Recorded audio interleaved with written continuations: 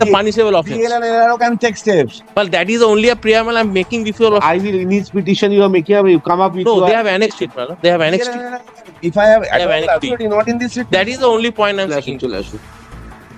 দর্শক, এই মুহূর্তের সবচেয়ে বড় খবর, 10 লক্ষ টাকা ঘুষ মমতার পুলিশের, ধরেই কড়া নির্দেশ কলকাতা হাইকোর্টের বিচারপতির। রক্ষকই ভক্ষক, পুলিশ মন্ত্রী মমতাকে এবার ধুয়ে দিলেন বিচারপতি তীর্থঙ্কর ঘোষ। আগেও একাধিকবার প্রশ্ন উঠেছে রাজ্য পুলিশের ভূমিকা নিয়ে। পুলিশের কাছেই চরম হেনস্থার শিকার হয়ে অনেকেই বলতে শুরু করেছিলেন যে রক্ষকই ভক্ষক। বিগত কয়েকদিন ধরে রাজ্যের বিভিন্ন প্রান্ত থেকে উঠে আসছে পুলিশ প্রশাসনের এমনই ছবি। সাধারণ মানুষের বিপদেও বরাবর ধরা পড়েছে পুলিশের চরম অসহযোগিতার ছবি। আইনের এহেন রক্ষকের বিরুদ্ধে চরম হেনস্থা করারও অভিযোগ উঠেছে। এবার উঠল ঘুষ নেওয়ার মতো গুরুতর অভিযোগ, তাও আবার 1 নয় 2 নয়, পুরো 10 লক্ষ টাকা।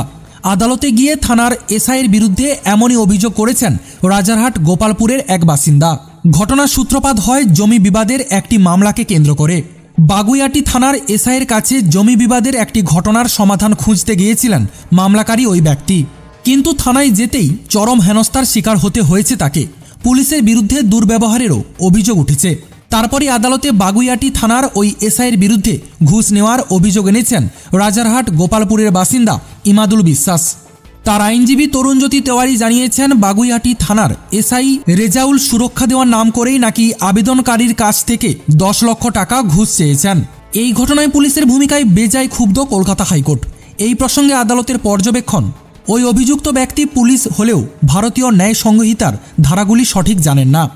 বিচারপতির কথায় তিনি আবেদনকারীকে দিয়ে 35(3) ধারায় মুচলেখা লিখিয়ে নিয়েছেন, যা তিনি আইনত করতে পারেন না।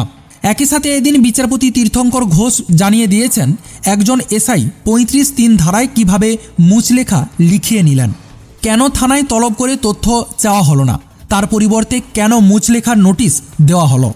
এদিন বিধাননগর পুলিশ কমিশনারেটের অধীনে সমস্ত থানাকে পর্যাপ্ত ধারা প্রয়োগের বিষয়ে অবগত করার নির্দেশ দিয়েছে কলকাতা হাইকোর্ট। একই সাথে নতুন নোটিশ তৈরি করতে বলা হয়েছে।